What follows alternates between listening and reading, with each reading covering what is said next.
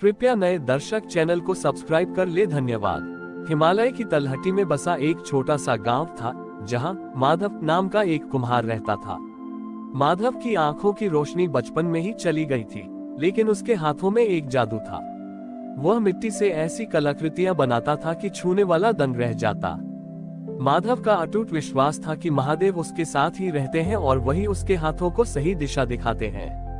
वह रोज मिट्टी का एक छोटा सा शिवलिंग बनाता, उसे धूप में सुखाता और शाम को उसे पास की छोटी सी सरिता में विसर्जित कर देता। गांव के लोग अक्सर उसका मजाक उड़ाते थे। वे कहते, माधव, तूने कभी महादेव को देखा नहीं, तू क्या जाने उनकी छवि कैसी होगी। तू रोज मिट्टी क्यों खराब करता है। माधव बस मुस्कुराता और कहता, देखने के लिए आंखों की जरूरत उन्हें होती है जो बाहर ढूंढते हैं। मैंने तो उन्हें अपनी उंगलियों के स्पर्श में बसा रखा है। एक बार गांव में एक धनी व्यापारी आया, जिसे अपने अहंकार पर बहुत गर्व था। उसने माधव की कला के बारे में सुना और उसके पास पहुंचा। व्यापारी ने चुनौती दी, माधव, यदि तू सच में महादेव का भक्त है, तो एक ऐसा शिवलिंग बना जिसे देखकर मेरी आंखों से आंसू निकल आए। यदि तू ऐसा कर पाया तो मैं तुझे सोने की 100 मुद्राएं दूंगा, अन्यथा तुझे ये गांव छोड़कर जाना होगा। माधव ने विनम्रता से चुनौती स्वीकार की। उसने 7 दिनों तक अन्न का त्याग किया और केवल महादेव के ध्यान में मग्न होकर मिट्टी को गूंथना शुरू किया। वह मिट्टी में अपने हृदय की पुकार और प्रेम को मिलाता गया। 7वें दिन जब व्यापारी आया, तो माधव ने एक ढका हुआ पात्र उसके सामने रख दिया। जैसे ही व्यापारी ने कपड़ा हटाया, उसकी आंखें फटी की फटी रह गई। वहां कोई भव्य या विशाल शिवलिंग नहीं था। मिट्टी की एक छोटी सी आकृति थी, जिसमें महादेव का रूप इतना सौम्य और करुण था कि उसे देखते ही व्यापारी को अपने जीवन की सारी गलतियां याद आने लगी। उसे महसूस हुआ कि उस मिट्टी की मूरत से करुणा और शांति की लहरें निकल रही हैं। देखते ही देखते अहंकारी व्यापारी के घुटने टिक गए और उसकी आंखों से अश्रुओं की धारा बहने लगी। व्यापारी ने सिसकते हुए पूछा, माधव, तूने इसमें कौन सा रत्न जड़ा है जो मेरा पत्थर जैसा दिल पिघल गया। माधव ने धीमे स्वर में कहा, साहब, इसमें कोई रत्न नहीं है। मैंने बस मिट्टी में अपना अहंकार पीसकर मिला दिया था। जहां अहंकार समाप्त होता है, वहीं महादेव साक्षात प्रकट होते हैं। उस दिन के बाद वह गांव महादेव की भक्ति का केंद्र बन गया। व्यापारी ने वहां एक भव्य धर्मशाला बनवाई, लेकिन माधव अपनी उसी छोटी सी कुटिया में बैठा रहा।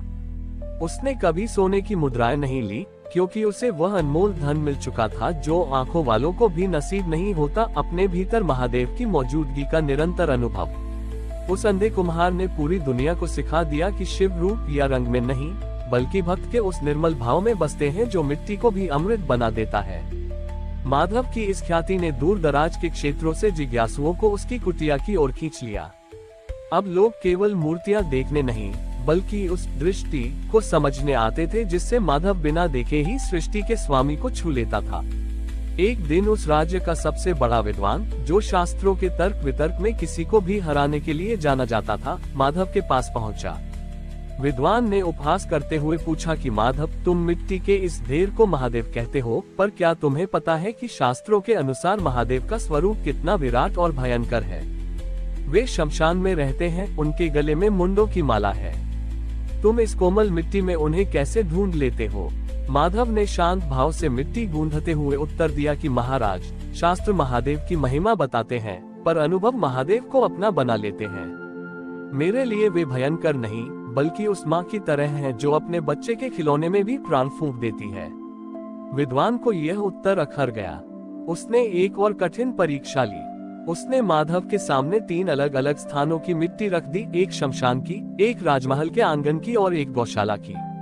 विद्वान ने कहा कि यदि तुम सच में सिद्ध हो, तो बिना देखे बताओ कि किस मिट्टी में महादेव का वास शीघ्र होगा। माधव ने अपनी कांपती उंगलियों से तीनों मिट्टियों को छुआ। उसने राजमहल की मिट्टी को प्रणाम किया, गौशाला की मिट्टी को मस्तक से लगाया, पर जैसे ही उसने शमशान की मिट्टी को स्पर्श किया, उसके चेहरे पर एक अलौकिक तेज आ गया। माधव ने शमशान की मिट्टी उठाकर अपनी छाती से लगा ली और बोला कि इस मिट्टी में महादेव सबसे अधिक निकट है। विद्वान ने हंसकर कहा कि तुम तो अपवित्र मिट्टी को पूज रहे हो। माधव ने धीमे स्वर में कहा कि नहीं महाराज, राजमहल की मिट्टी में अधिकार की गंध है, गौशाला की मिट्टी में कर्तव्य का भाव है, लेकिन इस शमशान की मिट्टी में केवल सत्य और समर्पण बचा है। जहां मनुष्य का सब कुछ छूट जाता है, वहीं से शिव की यात्रा शुरू होती है। उस रात जब विद्वान सोने गया तो उसे सपने में साक्षात चंद्रमौली के दर्शन हुए। महादेव ने उससे कहा कि जिसे तुम अपवित्र कह रहे थे, उसी राख और मिट्टी में मैं विश्राम करता हूँ, क्योंकि वहाँ कोई आडंबर नहीं होता। विद्वान की चेतना जागृत हो गई। अगले दिन उसने अपनी रेशमी पोथियां और अहंकार त्याग दिया और माधव के साथ बैठकर मिट्टी गूंथने लगा। समय के साथ माधव और विद्वान की वह कुटिया एक ऐसे स्थान में बदल गई जहां ज्ञान और प्रेम का संगम था। जब माधव का अंतिम समय निकट आया तो उसने अपनी बनाए आखिरी मूर्ति को विसर्जित नहीं किया। उसने उसे विद्वान को सौंपते हुए कहा कि इसे सहेज कर रखना, इसमें मेरी दृष्टि नहीं, महादेव का साक्षात आशीर्वाद है। कहते हैं कि माधव के देह त्याग के बाद वह मिट्टी की मूर्ति पत्थर की तरह कठोर हो गई और उसमें से निरंतर मंजीरों की आवाज सुनाई देने लगी। उस अंधे कुम्हार ने सिद्ध कर दिया कि शिव को देखने के लिए बाहरी प्रकाश की नहीं, बल्कि भीतर के उस उजाले की आवश्यकता है जो कि